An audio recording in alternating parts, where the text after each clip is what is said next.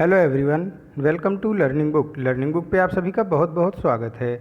Learning book के इस video में हम डिस्कस करेंगे 24 जुलाई और 25 जुलाई 2020 के करंट अफेयर के महत्वपूर्ण प्रश्नों को। अपने प्रश्नों के डिस्कशन की शुरुआत की जाए उससे पहले आप सभी से रिक्वेस्ट है कि लर्निंग बुक चैनल को अधिक से अधिक शेयर करके हमें सपोर्ट करें। साथ ही साथ जो नए व्यूअर्स चैनल से पहली बार जुड़ रहे हैं उनसे रिक्वेस्ट है कि वो चैनल को सब्सक्राइब करके बेल आइकॉन को प्रेस कर दें, जिससे जो भी नई वीडियो चैनल पे अपलोड की जाए उसकी नोटिफिकेशन उन तक समय से पहुंच सके। आइए शुरुआत करते हैं अपने आज के पहले प्रश्न के साथ। आज का पहला प्रश्न है, भारतीय रेलवे ने किस वर्ष तक पूर्वोत्तर राज्यों की राजधानियों को रेल नेटवर्क के माध्यम से जोड़ने की योजना बनाई है? भारतीय रेलवे ने पूर्वोत्तर राज्यों की जो राजधानियां हैं उनको 2023 तक सारी राजधानियों को रेलवे नेटवर्क से जोड़ने की योजना बनाई है, यानी कि ऑप्शन बी करेक्ट हो जाएगा। नॉर्थ ईस्ट स्टेट में असम, त्रिपुरा, अरुणाचल प्रदेश, मणिपुर, मिजोरम, नागालैंड और मेघालय आते हैं, जिसमें से असम की राजधानी दिसपुर, त्रिपुरा की राजधानी अगरतला और अरुणाचल प्रदेश की राजधानी ईटानगर तक तो रेलवे नेटवर्क है, लेकिन मणिपुर की राजधानी इम्फाल, मिजोरम की राजधानी आइजोल, नागालैंड की राजधानी कोहिमा और मेघालय की राजधानी शिलोंग तक अभी रेलवे नेटवर्क नहीं पहुंचा है। तो मणिपुर, मिजोरम, नागालैंड और मेघालय, इन्हीं 4 राज्यों तक जो है रेलवे की योजना है कि 2023 तक वो इन जो चारों राज्यों की राजधानियां हैं उन तक रेल नेटवर्क पहुंचाया जा सके और इन राजधानियों को रेल से कनेक्ट किया जा सके। हमारे रेलवे बोर्ड के जो अध्यक्ष हैं उनका नाम विनोद कुमार यादव है और हमारे रेलवे मंत्री पीयूष गोयल हैं। तो ऑप्शन बी इस क्वेश्चन का करेक्ट हो जाएगा। 2023 तक सारे पूर्वोत्तर राज्य की राजधानियों को रेल नेटवर्क के माध्यम से जोड़ने की योजना भारतीय रेलवे द्वारा बनाई गई है। नेक्स्ट क्वेश्चन है, हाल ही में फ्रांस, जर्मनी और संयुक्त राज्य अमेरिका के साथ व्यक्तिगत द्विपक्षीय हवाई बुलबुले की स्थापना की है भारत ने। भारत के वर्तमान नागरिक उड्डयन मंत्री कौन हैं? हमारे वर्तमान में जो नागरिक उड्डयन मंत्री हैं ये हैं हरदीप सिंह पुरी, यानी कि Hardeep Singh Puri civil aviation minister हैं भारत के। क्या है ये हवाई बुलबुला? देखिए, जैसे भारत से तो सारे जो बड़े बड़े देश हैं वहाँ पे कनेक्टिविटी है हवाई यात्रा से, लेकिन वो डायरेक्ट कनेक्टिविटी किन्हीं किन्हीं देशों को नहीं है। यानी पहले अगर हमें फ्रांस, जर्मनी और अमेरिका जाना है तो भारत से डायरेक्ट जो है वहाँ के लिए फ़्लाइट की सुविधा नहीं उपलब्ध है। इसी को लेकर हवाई बुलबुले जो है यह एक नियम और प्रतिबंध का एक सेट है। इसमें यह व्यवस्था की जाती है कि 2 देशों के मध्य डायरेक्ट अंतर्राष्ट्रीय उड़ानों को संचालित करने की अनुमति प्रदान करने का जो रूल एंड रेगुलेशन है उसमें ये हवाई बुलबुले में इसी की व्यवस्था की जाती है। तो भारत अब फ्रांस, जर्मनी और अमेरिका के साथ जो है हवाई बुलबुले स्थापित करने की योजना बना रहा है, यानी कि अब भारत से फ्रांस, जर्मनी और संयुक्त राज्य अमेरिका के लिए डायरेक्ट हवाई यात्रा की सुविधा उपलब्ध होगी। हमारे जो मंत्री हैं नागरिक उड्डयन मंत्री यानी कि सिविल एविएशन मिनिस्टर, ये हरदीप सिंह पुरी हैं। जो है हवाई यात्रा से जो भारत की एयर इंडिया है इसने कोरोना के दौरान भारत सरकार की मदद की और भारत सरकार ने जो विदेशों में फंसे हुए नागरिक थे उनको वापस लाने के लिए एक वंदे भारत अभियान चलाया था, वंदे भारत मिशन को चलाया था, जिसमें हवा मार्ग से जो है जो भी व्यक्ति विदेश में फंस गया था कोविड-19 लॉकडाउन के दौरान उसे भारत वापस लाया गया। ये अभी जुलाई में वंदे भारत का 4था चरण चल रहा है। वंदे भारत मिशन के तहत विदेशों में फंसे अब तक कुल 6,87,000 भारतीय नागरिकों को भारत वापस लाया जा चुका है। तो वंदे भारत मिशन क्या है कि इससे हवाई मार्ग से लोगों को वापस लाया जा रहा है जो विदेशों में फंसे हैं। एयर इंडिया का हेडक्वार्टर नई दिल्ली में है और एयर इंडिया के जो प्रबंध निदेशक हैं ये राजीव बंसल हैं। एयर इंडिया ने ही सारी उड़ानें भरी हैं जो वंदे भारत मिशन के अंतर्गत। हमारे नागरिक उड्डयन मंत्री यानी कि civil aviation minister Hardeep Singh Puri हैं। नेक्स्ट क्वेश्चन है, किस राज्य सरकार ने हाल ही में अक्षय ऊर्जा नीति 2020 की घोषणा की है? देखिए, अक्षय ऊर्जा नीति की घोषणा तो की है आंध्र प्रदेश सरकार ने। क्या है ये अक्षय ऊर्जा नीति? अक्षय ऊर्जा नीति के तहत आंध्र प्रदेश सरकार राज्य में ऊर्जा से संबंधित जो भी विकल्प हैं उनकी क्षमता को पीक पे पहुंचाने के लिए जो है अक्षय ऊर्जा नीति की घोषणा की है। अब जो ऊर्जा विकल्प हैं जैसे solar energy, wind energy, biogas energy, इन सब की क्षमता को एकदम पीक पे पहुंचाने की योजना है कि अधिक से अधिक इस्तेमाल सोलर एनर्जी का किया जा सके, अधिक से अधिक इस्तेमाल विंड एनर्जी का हो, बायोगैस का भरपूर इस्तेमाल हो और इससे खूब सारी ऊर्जा को जो है उत्पन्न किया जाए। इन सभी परियोजनाओं का जितना अधिक से अधिक स्थापना की जा सके, यानी कि जितनी अधिक से अधिक सोलर एनर्जी की स्थापना की जा सके, सोलर पैनल की स्थापना की जा सके, सोलर पार्क की स्थापना की जा सके, उतना सरकार ने करने की योजना बनाई है अक्षय ऊर्जा में। साथ ही साथ इन योजनाओं से विद्युत उत्पादित होगा, एनर्जी उत्पादित होगी, तो जो सरप्लस विद्युत होगी यानी अपने राज्य के इस्तेमाल के बाद जो विद्युत बचेगी उसे आंध्र प्रदेश सरकार अन्य राज्यों को निर्यात भी करेगा। यही अक्षय ऊर्जा नीति का लक्ष्य जो है आपके आंध्र प्रदेश गवर्नमेंट का। सरकार ने एक जो है लोगों को आकर्षित करने के लिए कई सारी जो है योजनाएं भी बनाई हैं। उन्होंने सरकार आंध्र प्रदेश गवर्नमेंट बोली है कि जो भी डेवलपर अक्षय ऊर्जा से संबंधित परियोजनाओं में निवेश करता है उनको आगे आने वाले 10 सालों तक के लिए मुफ्त बिजली सरकार द्वारा प्रदान की जाएगी। आंध्र प्रदेश के चीफ मिनिस्टर जगन मोहन रेड्डी हैं, गवर्नर बिश्वभूषण हरिश्चंद्रन हैं और आंध्र प्रदेश की कैपिटल अमरावती है। आंध्र प्रदेश ने एक और कैंप ऐप लॉन्च किया है जो खेती की सारी जानकारियां उपलब्ध कराता है। CMAPP। इसमें क्या है कि जैसे अभी कहाँ पे ऑर्गेनिक, आंध्र प्रदेश में ऑर्गेनिक जो खाद है उसका रेट क्या है, जो यूरिया खाद है उसका रेट क्या है, आपके नज़दीक में कहाँ पे खाद मिलेगी, कौन सी बीमारी के लिए खेतों में कोई बीमारी लग गई तो उसकी फ़ोटो क्लिक करके इस ऐप पे डालने पे उसके लिए समुचित निदान बताया जाता है। ये गवर्नमेंट का ऐप है और खेती की सारी ज़रूरतों को ये पूरा करता है। किस मंडी में किस फसल की उपज का कितना मूल्य मिल रहा है, ये सारी जानकारियाँ इस ऐप पे उपलब्ध हैं। कैंप CMAPP, तो ऑप्शन डी इसका करेक्ट हो जाएगा। नेक्स्ट क्वेश्चन है, भारत किस देश के 61 द्वीपों को, यानी भारत किस देश के 61 आइलैंड के लिए आउटडोर फिटनेस उपकरण देगा? भारत 61 द्वीपों के लिए जो आउटडोर उपकरण देगा ये देगा मालदीव के 61 द्वीपों को, और भारत इसके लिए 8 मिलियन $8 मिलियन अमेरिकन डॉलर को लेगा भी किससे? मालदीव से। यानी कि फिटनेस उपकरण देगा, उसके बदले में 8 मिलियन $8 लेगा, यानी कि कुल मिला के उसका व्यापार करेगा भारत मालदीव के साथ। और यह उपकरण मालदीव में जो भारतीय उच्चायुक्त हैं संजय सुधीर, यह सौंपेंगे मालदीव के जो अधिकारी हैं वहाँ के लोगों को, ताकि ये 61 द्वीपों में इसका वो अपने हिसाब से, मालदीव की जो सरकार है वो अपने हिसाब से इसका बंटवारा कर सके। मालदीव की राजधानी माले है। तो ऑप्शन डी इसका करेक्ट हो जाएगा कि भारत 61 द्वीपों के लिए जो आउटडोर उपकरण फिटनेस उपकरण देगा ये मालदीव के 61 द्वीप हैं, सारे के सारे द्वीप मालदीव के हैं। नेक्स्ट क्वेश्चन है, भारत निर्वाचन आयोग ने हाल ही में कितने वर्ष तक की आयु से अधिक के मतदाताओं के लिए पोस्टल बैलेट नियम की घोषणा की है? देखिए, पोस्टल बैलेट जो घोषणा की है पोस्टल बैलेट नियम की, इसमें क्या होगा कि इलेक्शन के समय तक आपको जो 80 वर्ष या 80 वर्ष से अधिक के मतदाता होंगे उनके लिए ये घोषणा की है। इसमें पोस्टल बैलेट उनके घर पे आ जाएगा, उनको पहले अपने आप को नॉमिनेट करना होगा जो है आपके इलेक्शन कमीशन में।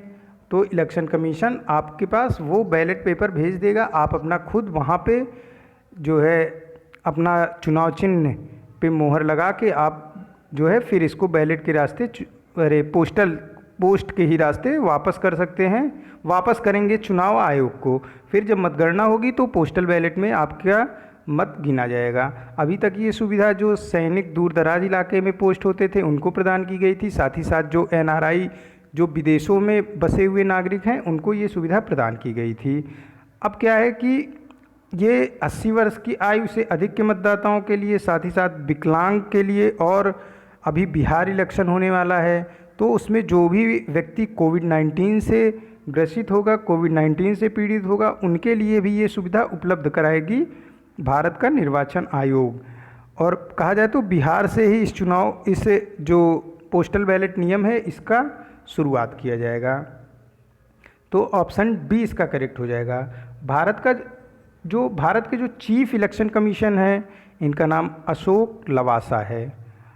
और नहीं, देखिए, चीफ इलेक्शन कमिश्नर जो हैं भारत के, उनका नाम है Arora, Sunil Arora. Chief election commissioner Sunil Arora हैं, लेकिन अगर सिर्फ इलेक्शन कमिश्नर ऑफ इंडिया पूछा जाएगा तो ये अशोक लवासा हैं। हालांकि अशोक लवासा को एशियन डेवलपमेंट बैंक से डिप्टी चेयरमैन के लिए ऑफ़र आया है, यानी कि अगर ये चाहेंगे तो ये अपना इलेक्शन कमिश्नर के पद से इस्तीफा दे के रिज़ाइन करके एशियन डेवलपमेंट बैंक के डिप्टी चेयरमैन के पद को ज्वाइन कर सकते हैं, क्योंकि इनको एशियन डेवलपमेंट बैंक की तरफ से ऑफ़र आया है कि आप हमारे यहाँ डिप्टी चेयरमैन का पद ले सकते हैं। तो हमारे chief election commissioner Sunil Arora हैं और हमारे इलेक्शन कमिश्नर अशोक लवासा हैं। ऑप्शन बी इसका करेक्ट आंसर हो जाएगा। नेक्स्ट क्वेश्चन है, united nation development program and OPHI, sorry ये OPHI है, तो OPHI मैं DPHI मैं फिर से रिपीट करता हूँ पूरे क्वेश्चन को। United nation development program and OPHI द्वारा जारी वैश्विक बहुआयामी गरीबी सूचकांक 2020 के अनुसार भारत में कितने लोग 10 वर्षों में बहुआयामी गरीबी से बाहर निकले हैं। देखिए, OPHI का क्या फुल फॉर्म है? Oxford poverty and human development initiative. United nation development program and Oxford poverty and human development initiative द्वारा एक सूचकांक जारी किया 2020 में। इन्हीं दोनों संस्थाओं ने मिलकर एक सूचकांक को जारी किया। इसमें इन्होंने बताया कि भारत में 2005 से लेके 2016 तक के मध्य कुल 273 मिलियन लोग गरीबी रेखा से बाहर निकले। और ये किसी भी देश में जो गरीबी रेखा से बाहर निकलने वाले लोगों की बात की जाए तो भारत में सबसे ज़्यादा लोग गरीबी रेखा से बाहर निकले 2005 और से लेके 2016 के मध्य। ये संख्या है 273 मिलियन। तो ऑप्शन ए इसका करेक्ट हो जाएगा। यूनाइटेड नेशन डेवलपमेंट प्रोग्राम के जो हेड हैं ये हैं अचिम स्टेनर और हेडक्वार्टर है न्यूयॉर्क USA में। OPHI का क्या फुल फॉर्म है? Oxford poverty and human development initiative. तो ऑप्शन ए इसका करेक्ट हो जाएगा। और ये भी ध्यान रखना है कि किसी भी देश की तुलना में भारत में 2005 से लेकर 2016 के मध्य सबसे ज़्यादा लोग गरीबी रेखा से बाहर निकले। ये भारत के लिए एक अच्छी बात मानी जाएगी, क्योंकि काफ़ी सारे लोगों ने जो बिलो पॉवर्टी लाइन थे वो एबव पॉवर्टी लाइन आ गए। 273 मिलियन लोग बिलो पॉवर्टी लाइन से एबव पॉवर्टी लाइन आ गए। ये बात बता रहा है यूनाइटेड नेशन डेवलपमेंट प्रोग्राम और Oxford poverty and human development initiative द्वारा जारी वैश्विक बहुआयामी गरीबी सूचकांक। नेक्स्ट क्वेश्चन है, आय स्तर 2020-21 तक विश्व बैंक ने वर्गीकरण के अनुसार भारत को किस श्रेणी के तहत वर्गीकृत किया है? भारत को वर्गीकृत किया गया है निम्न मध्यम श्रेणी के तहत। निम्न मध्यम आय श्रेणी के तहत भारत को वर्गीकृत किया गया है विश्व बैंक द्वारा। कुल 4 श्रेणियां विश्व बैंक बनाता है। एक निम्न श्रेणी, दूसरी निम्न मध्यम श्रेणी, तीसरी ऊपरी मध्यम श्रेणी और चौथी उच्च आय। तो भारत निम्न मध्यम श्रेणी में आता है विश्व बैंक के अनुसार। आय स्तर की बात करें अगर 2020-21 की, क्या है इसमें, कैसे है? देखिए, अगर कोई व्यक्ति ये विश्व बैंक के अनुसार 1035 $US तक किसी देश की जो ग्रॉस नेशनल इनकम है, किसी देश की ग्रॉस नेशनल इनकम अगर 1035 $US तक है तो वो क्या आता है? वो आता है निम्न श्रेणी में। अगर किसी देश की ग्रॉस नेशनल इनकम किसी साल के लिए 1036 से लेके 4045 $US तक है तो ये आएगा निम्न मध्यम श्रेणी में, और भारत इसी श्रेणी में है। यानी भारत की ग्रॉस नेशनल इनकम प्रति व्यक्ति जो है वो है 1036 से लेकर 4045 US डॉलर, और कोई देश है जिसकी ग्रॉस नेशनल इनकम 4046 से 12535 है, तो ये ऊपरी मध्यम श्रेणी में आएगा। और कोई देश जिसकी gross national income 12535 US dollar से भी अधिक है, ये आएगा किस श्रेणी में? उच्च आय की श्रेणी में आएगा। भारत की श्रेणी में है निम्न मध्यम आय की श्रेणी में है। ऑप्शन सी इसका करेक्ट हो जाएगा। यानी भारत की ग्रॉस नेशनल इनकम कितनी है? 1036 से लेके 4045 US डॉलर। नेक्स्ट क्वेश्चन है, निम्नलिखित में से कौन नेल्सन मंडेला पुरस्कार 2020 के विजेता हैं? नेल्सन मंडेला पुरस्कार 2020 में दो व्यक्तियों को दिया गया है। एक का नाम है मैरियाना वर्दीनोएनिस और दूसरी हैं मोरिशाना कायटे। नेल्सन मंडेला पुरस्कार जो है ये इन्हीं दोनों को दिया गया, यानी ऑप्शन डी इसका करेक्ट हो जाएगा। नेल्सन मंडेला अंतर्राष्ट्रीय दिवस प्रत्येक वर्ष 18 जुलाई को मनाया जाता है। इस वर्ष भी ये 18 जुलाई को मनाया गया, और जो थीम थी इसकी ये थी take action inspire change. Action लीजिए और चेंज को इंस्पायर करिए। नेल्सन मंडेला कौन थे? देखिए, साउथ अफ्रीका में जो लोकतांत्रिक देश के रूप में साउथ अफ्रीका को जाना जाता है, वो सिर्फ़ और सिर्फ नेल्सन मंडेला की वजह से।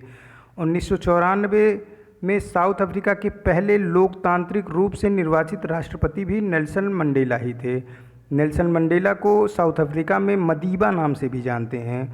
ये साउथ अफ्रीका के पहले अश्वेत राष्ट्रपति थे। इन्होंने साउथ अफ्रीका में लोकतंत्र स्थापित करने के लिए काफ़ी लड़ाइयाँ लड़ी, और तब 1994 में पहली बार साउथ अफ्रीका में इलेक्शन हुआ, और ये लोकतांत्रिक रूप से निर्वाचित किए गए पहले राष्ट्रपति भी बने। साउथ अफ्रीका में रंग भेद का भी विरोध करने वालों में ये प्रमुख रहे। साउथ अफ्रीका से रंग भेद को समाप्त करने में इनका बहुत ही अहम रोल रहा था। अगर हम बात करें साउथ अफ्रीका के प्रेसिडेंट की, जो प्रेजेंट टाइम में है, ये हैं सिरिल रामाफोसा, और यूनाइटेड नेशन जनरल असेंबली द्वारा ये पुरस्कार दिया जाता है ताकि इनका जो योगदान था लोकतंत्र को स्थापित करने के लिए, उसे पूरे विश्व द्वारा उसके महत्व को पता चल सके। और यूनाइटेड नेशन जनरल असेंबली के जो प्रेसिडेंट हैं इस समय, उनका नाम है तिजानी मोहम्मद बंदे। जो मैरियाना वर्दीनोएनिस हैं, ये इन्होंने सद्भावना राजदूत के रूप में भी कार्य किया है यूनाइटेड नेशन के लिए। तो मैरियाना वर्दीनोएनिस और मोरिशाना कायटे, इन दोनों को मिला है 2020 का नेल्सन मंडेला पुरस्कार यूनाइटेड नेशन जनरल असेंबली की तरफ से। नेक्स्ट क्वेश्चन है, भारतीय रेलवे का ओंगोल उपमंडल कार्यालय ने हाल ही में जल शक्ति मंत्रालय से अप्रैल 2020 के लिए जल नायकों का पुरस्कार जीता है। ओंगोल कार्यालय भारतीय रेलवे के किस क्षेत्र से संबंधित है? ओंगोल कार्यालय जो संबंधित है ये है भारतीय रेलवे के दक्षिण मध्य जोन से। भारत में कुल 18 रेलवे जोन हैं। अभी पिछले वर्ष तक कितने रेलवे जोन थे? 17 रेलवे जोन थे। और अब कितने रेलवे जोन हो गए? अब 18 रेलवे जोन हो गए। जो है 18वां रेलवे जोन जो अभी बना है 2019 में, वो है आंध्र प्रदेश में दक्षिण तट रेलवे जोन, जिसका मुख्यालय विशाखापट्टनम है। और इसके अंतर्गत गुंतकल, गुंटूर, विजयवाड़ा, ये 3 डिवीज़न हैं। तो ऐसे ही दक्षिण मध्य रेलवे के अंतर्गत भी एक डिवीज़न आता है जिसको ओंगोल डिवीज़न बोलते हैं। इसी ओंगोल डिवीज़न ने जल शक्ति मंत्रालय से अप्रैल 2020 के लिए जो जल नायकों का पुरस्कार है उसे जीता है।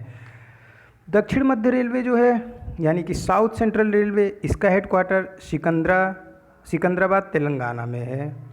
और जल शक्ति मंत्रालय, हमारे जल शक्ति मंत्री गजेंद्र सिंह शेखावत हैं, इन्होंने एक योजना लॉन्च की थी रेलवे के लिए कि जो रेलवे जोन जल संचयन, जल शुद्धता और जल उपलब्धता में सबसे उत्कृष्ट प्रदर्शन करेगा, उसे जल शक्ति मंत्रालय की तरफ से जल नायकों का पुरस्कार प्रदान किया जाएगा।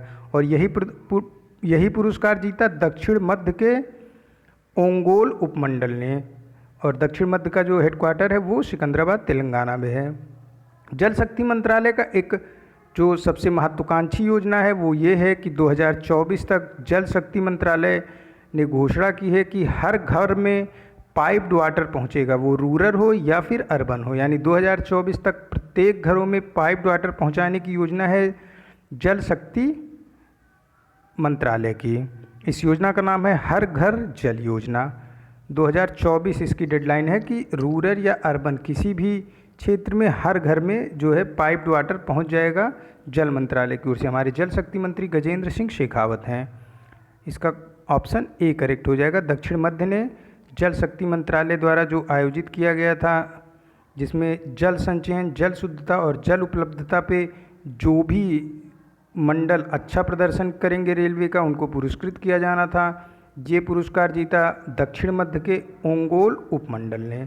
दक्षिण मध्य यानी साउथ सेंट्रल रेलवे का जो हेडक्वार्टर है ये सिकंदराबाद तेलंगाना में स्थित है। नेक्स्ट क्वेश्चन है, निम्नलिखित में से किसने Jagjivan Ram innovative farmer award 2019 जीता? Jagjivan Ram innovative farmer award दिया जाता है Indian council of agricultural research द्वारा। यह उस किसान को दिया जाता है जो कृषि क्षेत्र में उत्कृष्ट योगदान करता है और कोई ना कोई नवाचार यानी कि कोई ना कोई नई चीज़ों को खोजता है। यह पुरस्कार इस वर्ष मिला है टी पुरुषोत्तमन को। ये टी पुरुषोत्तमन केरल के पैन्नूर जिले में के एक किसान हैं। इन्होंने तकनीकी प्रगति का उपयोग करते हुए विविध जलीय कृषि यानी जो कृषि खेतों जल में की जाती है, जैसे कि आप सभी जानते होंगे कि फिशरीज के अंतर्गत मक्करे, केकड़े को पालना और फिर क्रैब, फिश, साथ ही साथ कुछ चावल भी उगाए जाते हैं पानी में और सिंघाड़े को उगाया जाता है पानी में। तो इन सब के लिए विविध जलीय कृषि पद्धतियों का उपयोग करते हुए इन्होंने जो जलीय कृषि है उसको एक उत्कृष्ट योगदान दिया है। इसीलिए टी पुरुषोत्तमन को 2019 का Jagjivan Ram innovative farmer award प्रदान किया गया Indian council of agricultural research यानी कि ICAR द्वारा। ऑप्शन डी इसका करेक्ट हो जाएगा। नेक्स्ट क्वेश्चन है, प्रधानमंत्री मोदी ने संयुक्त राष्ट्र आर्थिक और सामाजिक परिषद इकोनॉमिक एंड सोशल काउंसिल के 2020 के उच्च स्तरीय सेगमेंट में वर्चुअल सेशन को संबोधित किया। यूनाइटेड नेशन ने किस शहर में यह आयोजित किया? यूनाइटेड नेशन ने इसे न्यूयॉर्क में आयोजित किया था। United nation economic and social council 2020 के उच्च स्तरीय सेगमेंट का आयोजन जो किया गया ये न्यूयॉर्क में आयोजित किया। हमारे प्रधानमंत्री नरेंद्र मोदी ने मुख्य रूप से इस जो उच्च स्तरीय सेगमेंट था इसको वर्चुअल रूप से संबोधित किया। यह आयोजन यूनाइटेड नेशन ने जो यूनाइटेड नेशन की आने वाली 75वीं वर्षगांठ है उसके उपलक्ष्य में आयोजित किया था।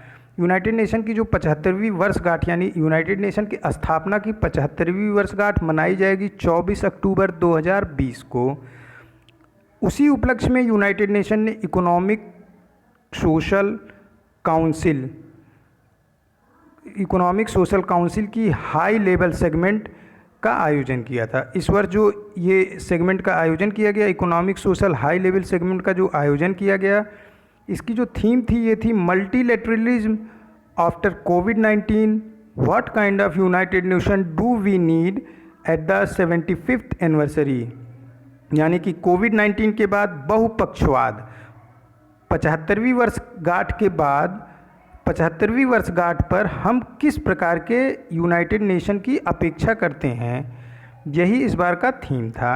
यूनाइटेड नेशन का जो इकोनॉमिक सोशल काउंसिल है इसके हेड मोना जूल हैं। भारत अभी कुछ ही दिन पहले यूनाइटेड नेशन सिक्योरिटी काउंसिल का नॉन परमानेंट मेंबर बना है और भारत के सिक्योरिटी काउंसिल के नॉन परमानेंट मेंबर बनने के बाद भारत के प्रधानमंत्री द्वारा यूनाइटेड नेशन जनरल असेंबली को यह पहला संशोधन था। तो ऑप्शन इसका कौन सा करेक्ट हो जाएगा? इसका ऑप्शन सी करेक्ट हो जाएगा कि प्रधानमंत्री मोदी ने संयुक्त राष्ट्र आर्थिक और सामाजिक परिषद यानी कि इकोनॉमिक सोशल की जो उच्च स्तरीय सेगमेंट है, इकोनॉमिक सोशल की जो हाई लेवल सेगमेंट है, उसके वर्चुअल सेशन को संबोधित किया। यूनाइटेड नेशन ने ये जो इकोनॉमिक सोशल की हाई लेवल सेगमेंट है, इसके वर्चुअल सेशन का आयोजन किया था न्यूयॉर्क में। ऑप्शन सी इसका करेक्ट हो जाएगा। नेक्स्ट क्वेश्चन है, भारत ने किस देश में अपना पहला विदेशी तेल भंडार बनाने की योजना बनाई है? भारत जो अपना पहला विदेशी तेल भंडार बनाने की योजना बनाई है, ये है देश संयुक्त राज्य America, United state of America. क्या है कि कोविड-19 पैंडमिक की वजह से कच्चे तेल के मूल्य में भारी गिरावट आई है और इस भारी गिरावट का फ़ायदा भारत उठाना चाह रहा है और वो अधिक से अधिक कच्चे तेल को खरीद के अपने पास एकत्रित करना चाह रहा है। इसी के लिए उसने यह योजना बनाई है कि भारत अपने जो है कच्चे तेल हैं उसका भंडार करेगा। कहाँ पे? संयुक्त राज्य अमेरिका में। भारत और अमेरिका के बीच 2019 में सबसे अच्छी व्यापारिक साझेदारी रही थी। व्यापारिक साझेदार भारत का जो था वो 2019 में अमेरिका ही था। देखिए क्या होता है कि व्यापारिक साझेदारी यानी कि किस देश के साथ सबसे फ़ायदेमंद व्यापार भारत ने किया, ये अमेरिका था। और लेकिन भारत किसके लिए जो है 2019 में सबसे अच्छा व्यापारिक साझेदार रहा, वो देश म्यांमार है। देखिए भारत के लिए यूएसए सबसे अच्छा व्यापारिक साझेदार रहा, जबकि भारत जो है म्यांमार के लिए सबसे अच्छा व्यापारिक साझेदार रहा। और अगर हम बात करें सबसे जो है डेफिसिट ट्रेड, सबसे घाटे वाला व्यापार भारत ने किसके साथ किया, तो ये किया चाइना के साथ। और भारत ने म्यांमार का सबसे अच्छा व्यापारिक साझेदार कौन रहा, ये भारत था। म्यांमार की राजधानी नेपिटोवा है, तो इसका ए ऑप्शन करेक्ट हो जाएगा। नेक्स्ट क्वेश्चन है, भारतीय नौसेना ने हाल ही में किस राज्य और केंद्र शासित प्रदेश में संजय वात्स्यायन के नेतृत्व में एक बड़ा अभ्यास किया? ये अभ्यास भारतीय नेवी ने किया है जम्मू कश्मीर में। जो ईस्ट नेवी है हमारी, उसके हेड एडमिरल संजय वात्स्यायन ने इस जो है नेवी के अभियान का नेतृत्व किया। यह अभ्यास चीन के खिलाफ एक दर्शाना भी था कि रणनीतिक इरादों को प्रदर्शित करने के लिए भी भारत ने किया कि हमारी रणनीति और मजबूत हो। चीन अगर कोई गलत कदम उठाता है तो हम उसके लिए पूरी तरीके से तैयार रहें। इसलिए यह अभ्यास एक अहम अभ्यास रहा भारतीय नेवी का। हमारे जो नेवी के एडमिरल हैं ये करमबीर सिंह हैं और हमारी इंडियन नेवी के कुछ महत्वपूर्ण अभ्यास उनके नाम मैं बता रहा हूँ, इसे आप नोट करोगे। इंद्र अभ्यास है जिसमें IND से इंडिया होता है और RA इंद्रा में क्या हो गया, IND से क्या हो गया इंडिया, RA से हो गया रशिया। यानी कि इंद्र अभ्यास भारत और रशिया के बीच होता है। मालाबार अभ्यास होता है, इसमें 3 देश हैं अमेरिका, भारत और जापान के बीच। भारत ने इस वर्ष इसमें ऑस्ट्रेलिया को भी आमंत्रित किया था। सिम्बेक्स ये सिंगापुर और भारत के बीच होता है। वरुणा जो नेवी का अभ्यास है ये फ्रांस और इंडिया के बीच होता है। यानी इंद्र, मालबार और सिम्बेक्स, वरुणा ये चारों अभ्यास किसके हैं, नेवी के हैं। और मैंने देश आपको बताया है, ये आप इसको रिपीट अगर नहीं लिख पाए हो तो आप इसको क्या करोगे, बैक करके फिर से सुन के इसको नोट कर लोगे। इंदिरा, मालबार और सिम्बेक्स और वरुणा अभ्यास। तो ऑप्शन डी करेक्ट हो जाएगा कि भारतीय नौसेना ने, भारतीय नेवी ने, इंडियन नेवी ने अभी अंडमान निकोबार में संजय वात्स्यायन जो हमारे ईस्ट नेवी के हेड हैं उनके नेतृत्व में एक बड़ा अभ्यास किया अंडमान निकोबार में। यह इसलिए भी महत्वपूर्ण है क्योंकि भारत अपने रणनीतिक इरादों का प्रदर्शन करना चाहता था चीन के लिए। नेक्स्ट क्वेश्चन है, फीफा पुरुषों का फुटबॉल विश्व कप 2022 के 22वें संस्करण की मेज़बानी कौन सा देश करेगा? देखिए, जब मैंने अभी कुछ दिन पहले महिलाओं का कराया था तो बताया था कि महिलाओं का जो होगा महिलाओं का जो फीफा वर्ल्ड कप फुटबॉल होगा वो ऑस्ट्रेलिया और न्यूजीलैंड 2 देश उसकी मेज़बानी करेंगे, वो होगा 2023 में। जबकि जो पुरुषों का होगा ये 2022 में होगा और इसकी मेज़बानी सिर्फ एक देश करेगा, कतर। मैं फिर से रिपीट कर रहा हूँ, कतर मेज़बानी करेगा पुरुषों के फीफा वर्ल्ड कप फुटबॉल का, और जबकि ऑस्ट्रेलिया और न्यूजीलैंड मेज़बानी करेंगे महिलाओं की फीफा वर्ल्ड कप फुटबॉल का। पुरुषों का जो होगा ये 2022 में होगा और महिलाओं का जो होगा ये 2023 में होगा FIFA world cup football.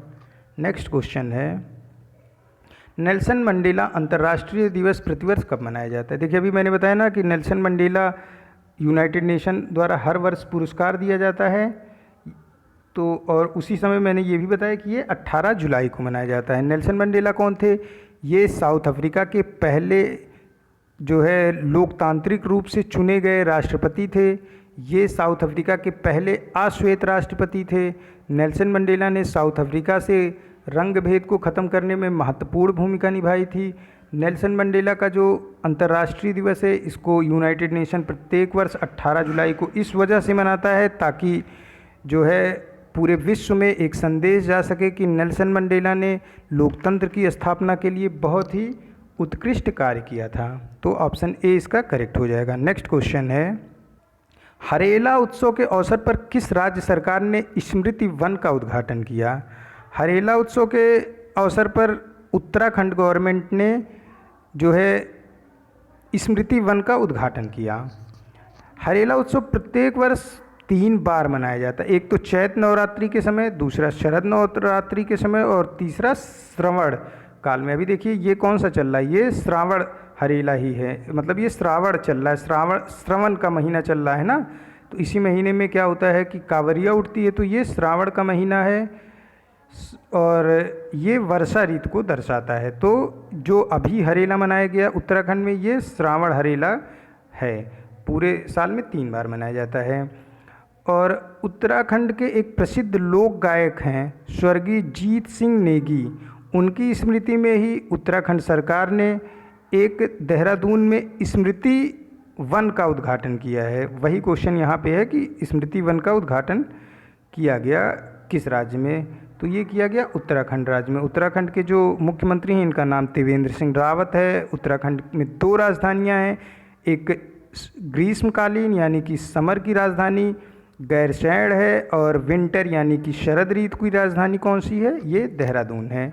Next question है, नाबार्ड ने किस राज्य को 795 करोड़ रुपए मंजूर किए हैं जो बुनियादी ढांचे के पुनर्निर्माण के लिए था, जो चक्रवात अम्फान द्वारा क्षतिग्रस्त हो गए थे? नाबार्ड ने 795 करोड़ रुपए दिए हैं पश्चिम बंगाल को। देखिए, अभी जितने भी वो आए थे, तूफ़ान आए थे, चक्रवाती तूफ़ान आए थे, उनका मैंने आपको एक कम्युनिटी में आप जाके देखोगे तो पूरे विश्व में जितने भी चक्रवाती तूफ़ान आए थे उनका मैंने पूरा एक लिस्ट आपको दे दिया। आप वहाँ कम्युनिटी में जाके उसको नोट कर सकते हो। अब देखिए, अम्फान जो चक्रवाती तूफ़ान आया था, इसने वेस्ट बंगाल और उड़ीसा को प्रभावित किया था। ये मई के महीने में आया था, इसी वर्ष मई में। निसर्ग जो आया था, ये महाराष्ट्र और गुजरात को इसने प्रभावित किया था। बुलबुल जो आया था चक्रवाती तूफ़ान, ये बांग्लादेश और वेस्ट बंगाल को प्रभावित किया था। तो यहाँ पे जो क्वेश्चन है ये है कि अम्फान ने जो है प्रभावित किया था किसको? आपके वेस्ट बंगाल और उड़ीसा को। तो नाबार्ड ने इसी जो अम्फान द्वारा जो क्षतिग्रस्त हुआ था वेस्ट बंगाल, उसी के पुनर्निर्माण के लिए 795 करोड़ रुपए मंजूर किए हैं वेस्ट बंगाल सरकार के लिए। वेस्ट बंगाल की राजधानी कोलकाता है और ममता बनर्जी यहाँ की मुख्यमंत्री हैं, जगदीप धनखड़ यहाँ के गवर्नर हैं और नाबार्ड जो है इसका मुख्यालय मुंबई में है। GR चिंटाला इसके चेयरमैन हैं। नेक्स्ट क्वेश्चन है, रोज क्रिश्चियन ओसुका रापाडो किस देश की पहली प्रधानमंत्री बनी? रोज क्रिश्चियन ओसुका रापाडो ये प्रधानमंत्री बनी हैं गैबान की, पहली महिला प्रधानमंत्री हैं ये गैबान की। गैबान ये मध्य अफ्रीकी सेंट्रल अफ्रीका का देश है। इसकी कैपिटल लिब्रेविल है और करेंसी फ्रांक है। मैं फिर से रिपीट कर दूं, रोज क्रिश्चियन ओसुका रापाडो ये बनी है गैबान की प्रधानमंत्री, पहली महिला प्रधानमंत्री।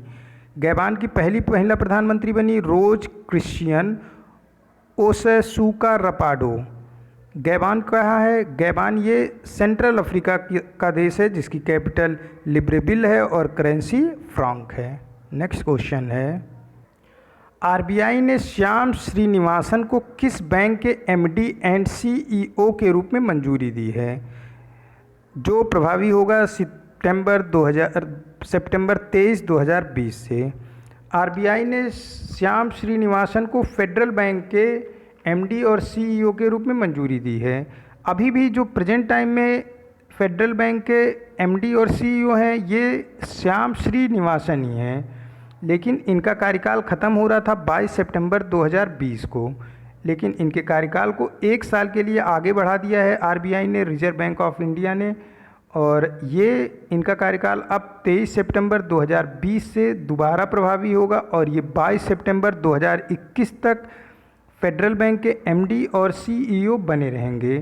फेडरल बैंक जो है इसका हेडक्वार्टर आलुवा कोच्चि में है, यानी कि ये केरला, कोच्चि केरला में इसका हेडक्वार्टर स्थित है। ऑप्शन बी इसका करेक्ट हो जाएगा, फेडरल बैंक। नेक्स्ट क्वेश्चन है, टोरंटो इंटरनेशनल फिल्म फेस्टिवल के 45वें संस्करण पर 2020 के टोरंटो इंटरनेशनल फिल्म फेस्टिवल श्रद्धांजलि अभिनेता पुरस्कार कौन प्राप्त करेगा? देखिए, श्रद्धांजलि अभिनेता पुरस्कार इस वर्ष जो दिया जाएगा ये दिया जाएगा केट विंसलेट को। जो टोरंटो इंटरनेशनल फिल्म फेस्टिवल पुरस्कार है ये प्रत्येक वर्ष दिया जाता है जो भी एक्टर या एक्ट्रेस उत्कृष्ट प्रदर्शन करती है फिल्म क्षेत्र में, उसी को ये पुरस्कार दिया जाता है। और इस वर्ष जो जिसे ये पुरस्कार दिया जाएगा ये है केट विंसलेट। केट विंसलेट को यह पुरस्कार फ्रांसीसी ली द्वारा निर्मित फिल्म अम्मोनाइट में उनके रोल के लिए प्रदान किया जाएगा। मैं फिर से रिपीट कर रहा हूँ, ये जो टोरंटो इंटरनेशनल फिल्म फेस्टिवल है ये पुरस्कार इस वर्ष केट विंसलेट को दिया जाएगा। केट विंसलेट ने फ्रांसीसी ली द्वारा निर्मित फिल्म अम्मोनाइट में एक बहुत ही अहम रोल अदा किया था, उसी के लिए उनको टोरंटो इंटरनेशनल फिल्म फेस्टिवल पुरस्कार इस वर्ष प्रदान किया जा रहा है। जो केट विंसलेट हैं ये पीटर जैक्सन की फिल्म नेचर क्रिएचर से अपना इन्होंने फिल्म कैरियर की शुरुआत की थी और इनका जो फिल्में देखते हैं उन्होंने इनकी एक फ़िल्म ज़रूर देखी होगी, टाइटैनिक, जो कि 1997 में रिलीज़ हुई थी। उसमें जो रोज़ का किरदार था, रोज़ नाम का जो किरदार था टाइटैनिक फिल्म में, उसको केट विंसलेट ने ही अदा किया है। इनको ऑस्कर की बेस्ट एक्ट्रेस श्रेणी का इनाम भी मिल चुका है और इनको जो ऑस्कर की बेस्ट श्रेणी का इनाम मिला था वो मिला था फिल्म रीडर में इनके रोल के लिए। तो ऑप्शन सी इसका करेक्ट आंसर हो जाएगा। नेक्स्ट क्वेश्चन है, किस आईआईटी ने मॉडुलस हाउसिंग का स्टार्टअप शुरू किया और मेडिकैब नाम का एक पोर्टेबल अस्पताल इकाई की स्थापना की? आईआईटी मद्रास ने एक मॉडुलस हाउसिंग नाम से स्टार्टअप की शुरुआत की और इस जो है स्टार्टअप में एक मेडिकैब नाम का पोर्टेबल अस्पताल बनाया। क्या है ये पोर्टेबल अस्पताल? मतलब इस अस्पताल को एक स्थान से दूसरे स्थान पे स्थानांतरित किया जा सकता है। ये किसने इस तरह का अस्पताल बनाया? इस अस्पताल को बनाया मॉडुलस हाउसिंग नाम के स्टार्टअप ने। द मॉडुलस हाउसिंग स्टार्टअप किसका है? ये स्टार्टअप है आईआईटी मद्रास का। इस जो मेडिकैब नाम से अस्पताल जो बना है, पोर्टेबल अस्पताल बना है, ये केरल की श्री चित्रा तिरुनल इंस्टीट्यूट ने भी इस अस्पताल को बनाने में सहयोग दिया है आईआईटी के। चूँकि ये आईआईटी क्या है, आईआईटी एक टेक्निकल डिपार्टमेंट है और श्री चित्रा तिरुनल इंस्टीट्यूट क्या है, ये जो है यहाँ पे मेडिकल से संबंधित ज़्यादा, अभी आप देखेंगे कोविड-19 में काफ़ी सारा योगदान रहा है श्री चित्रा तिरुनल का। और इनके आप अगर क्वेश्चन करेंगे तो कई सारे क्वेश्चन श्री चित्रा तिरुनल इंस्टीट्यूट केरल के बने हुए भी हैं। तो श्री चित्रा तिरुनल और आईआईटी मद्रास ने मिलकर मेडिकैब नाम का एक पोर्टेबल अस्पताल बनाया है। मेडिकैब जो पोर्टेबल अस्पताल है ये कोविड-19 रोगियों का पता लगाने, उनकी स्क्रीनिंग करने, इलाज के लिए आइसोलेट करने के लिए एक महत्वपूर्ण सिद्ध होगा, क्योंकि इसे एक स्थान से दूसरे स्थान पे स्थानांतरित किया जा सकता है। तो ऑप्शन डी करेक्ट हो जाएगा कि मेडिकैब नाम का जो पोर्टेबल अस्पताल है इसे बनाया है द मॉडुलस हाउसिंग स्टार्टअप ने। द मॉडुलस हाउसिंग स्टार्टअप किसका है? ये आईआईटी मद्रास का स्टार्टअप है। इसको बनाने में आईआईटी मद्रास की मदद की है केरल के श्री चित्रा तिरुनल इंस्टीट्यूट ने। ये आज का लास्ट क्वेश्चन था। मिलते हैं नए करंट अफेयर के साथ नेक्स्ट वीडियो में। Keep study on learning book. Thank you for watching this.